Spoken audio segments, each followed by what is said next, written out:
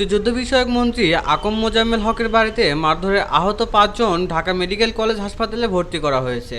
তাদের মধ্যে ৩ জনের মাথায় ও একজনের ডান হাতে ও আরেকজনের শরীরে গুরুতর আঘাত রয়েছে। গতকাল শুক্রবার দিবাগত রাত ১:৩০টার দিকে আহত ব্যক্তিদের ঢাকা মেডিকেলে নিয়ে আসা হয়। তারা হলেন গাজীপুরের ইয়াকুব, সৌরভ, কাশেম ও শুভ শাহরিয়া এবং হাসান। হাসপাতালে হামলার আহত ইয়াকুবের ভাই মোহাম্মদ নাসির বলেন, ফাঁদে ফেলে তার ভাইসহ অন্যদের গাজীপুরে আকম মোজাম্মেল হকের বাসার একটি কক্ষে গতকাল রাত 8:30টার দিকে আটকে রেখে ধারালো অস্ত্র দিয়ে কোপানো হয়। তাদের এলোপাতাড়ি আঘাত করা হয়। তার ভাইয়ের মাথায় আঘাত রয়েছে। তার ভাইসহ কয়েকজন ঢাকা মেডিকেলে চিকিৎসা নিচ্ছেন। ঢাকা মেডিকেল কলেজ হাসপাতাল পুলিশ ফাঁড়ির পরিদর্শক মোহাম্মদ ফারুক আহত ৫ জনকে হাসপাতালে ভর্তির বিষয়টি নিশ্চিত করেছেন।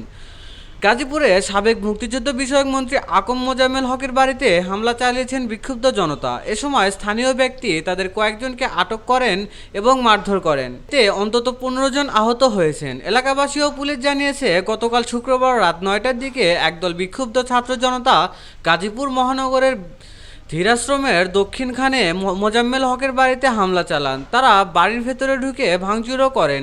এ সময় মসজিদের মাইকে মন্ত্রীর বাড়িতে ডাকাত পড়েছে এমন ঘোষণা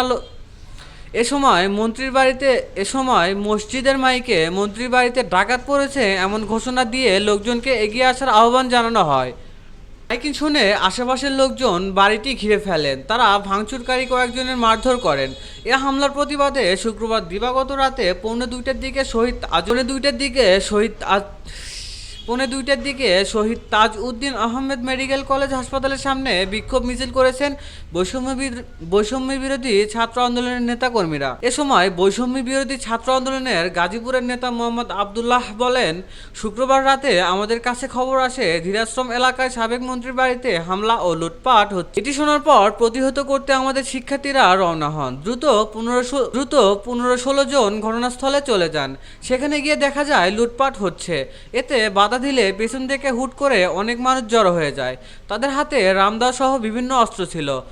অন্য শিক্ষার্থীরা আসার আগেই ওই ১৫ জন ছাদে আটকে রেখে বেধড়ক পিটিয়ে ও কুপিয়ে জখম করা হয়। পরে অন্যান্য শিক্ষার্থীরা ঘটনাস্থলে গেলে তাদেরকেও পেটানো হয়।